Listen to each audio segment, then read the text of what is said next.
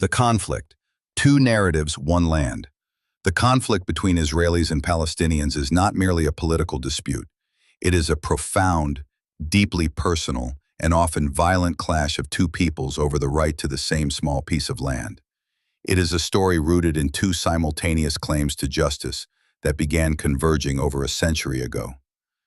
To understand the present cycles of violence, we must confront the complexities of the past. For the Jewish people, this land, Zion, is the ancestral and spiritual homeland, the location of their holiest sites, and the only potential refuge after 2 millennia of statelessness.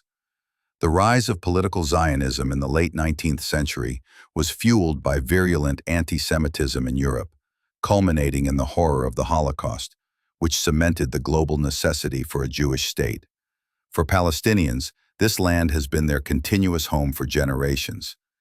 They view the rise of Zionism and the subsequent mass immigration and state formation as a direct colonial imposition that systematically disrupted their society, governance, and culture. Our focus today is on the most pivotal turning points, the foundational wars that created the borders, the emergence of the military occupation, and the rise of a powerful militant and political actor, Hamas. The foundational crises, 1948 and 1967. The 20th century turned this contested claim into violent reality.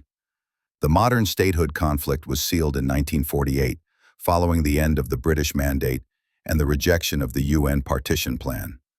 With the declaration of the State of Israel, neighboring Arab states immediately launched a war.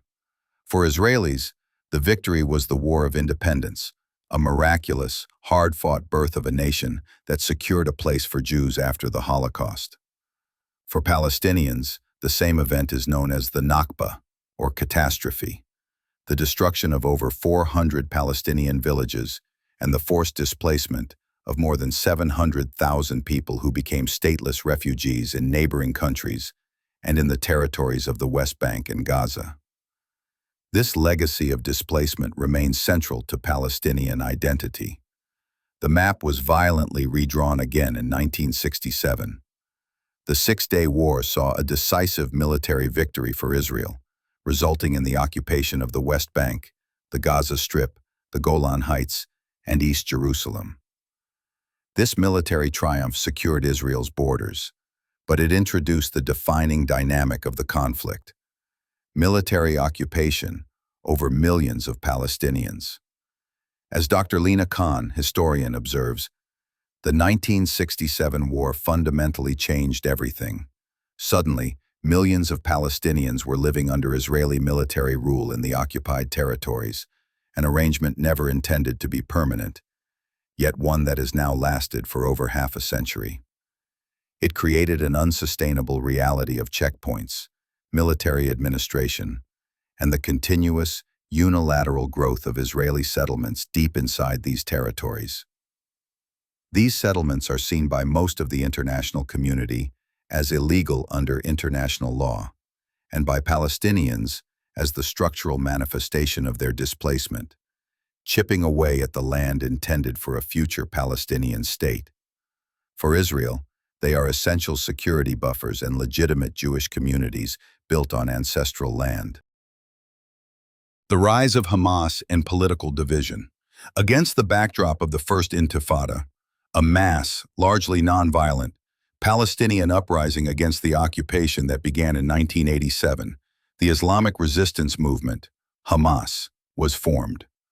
Hamas emerged as a fundamentalist, religious alternative to the more secular Palestine Liberation Organization, PLO, then led by Yasser Arafat and the Fatah faction. While the PLO focused on political negotiation and secular nationalism, Hamas rooted its resistance explicitly in Islam. Hamas is dual-natured. It operates as a militant organization, responsible for rocket attacks, suicide bombings, and kidnappings, and simultaneously as Dawah, a major political and social welfare provider. They run schools, clinics, and social assistance programs, which gives them deep legitimacy and support, especially among impoverished populations. Their founding charter explicitly calls for the destruction of the State of Israel and the establishment of an Islamic state in all of historic Palestine.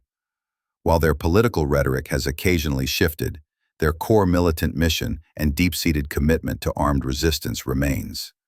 The political landscape fractured in 2005 when Israel unilaterally withdrew its military bases and settlements from the Gaza Strip.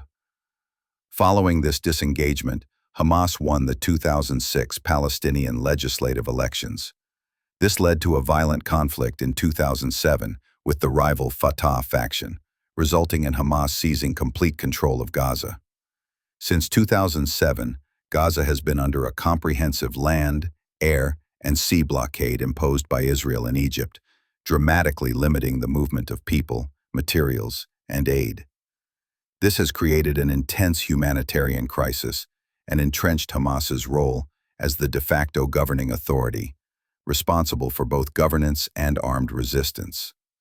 The impasse, cycles of escalation. The relationship between Hamas-controlled Gaza and Israel has devolved into a series of brutal, recurring cycles of violence. Hamas initiates attacks, often using crude, unguided rockets aimed indiscriminately at Israeli civilian population centers. This persistent threat necessitated the development of Israel's Iron Dome air defense system. Hamas also invests heavily in building a vast network of subterranean military tunnels for smuggling weapons, defense, and launching cross-border attacks. Israel responds to rocket fire and militant incursions with overwhelming military force, targeting Hamas command and control infrastructure, which is often deliberately embedded within dense civilian areas, leading to devastating collateral damage. These military actions often involve precision strikes and ground operations. For Israel, these operations are fundamentally necessary to protect its citizens and stop the constant existential threat posed by Hamas. They frame their actions as self-defense. For Palestinians in Gaza, the military response is seen as disproportionate and collective punishment, destroying homes, schools, hospitals, and infrastructure, and causing catastrophic civilian losses. This moral impasse, where both sides operate from an absolute position of self-defense, has resisted every diplomatic solution, including the failed framework of the Oslo Accords in the 1990s, which aimed to establish a pathway to peace. The road ahead. The conflict is not defined by easy answers or simple villains. It is a dense, tragic story of national aspirations, historical trauma, and unbreakable identity on both sides. The continued presence of Hamas ensures that any diplomatic solution must contend with an actor committed to armed struggle, making the prospect of a negotiated two-state solution ever more challenging. Yet, for peace to be achieved, the underlying conditions of military occupation, political and economic strangulation, and the refugee crisis that continue to fuel groups like Hamas must also be addressed. The path forward demands an acknowledgement of both historical narratives, a cessation of all forms of violence, and the political courage from all parties to recognize the humanity of the other and imagine a future where two peoples can coexist safely in a land they both call home.